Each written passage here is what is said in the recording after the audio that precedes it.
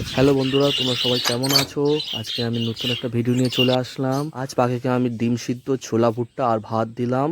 দেখো, ভালো করে মেখে নিলাম, ভালো করে ভাতটাকে। আর কিছুটা হলুদ দিয়েছিলাম, এতে পাখির হজম শক্তি বাড়ে, ইমিউনিটি ক্ষমতা বাড়ে পাখির। এই দেখো আমার পাখিরা কি সুন্দর করে খাচ্ছে।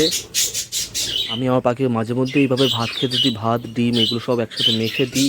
এটা পাখি ভালোভাবেই খায়, এতে পাখির কোনো ক্ষতি হয় না। তোমরাও চাইলে তোমাদের পাখিকে এইভাবে ভাত দিতে পারো মাঝে মধ্যে।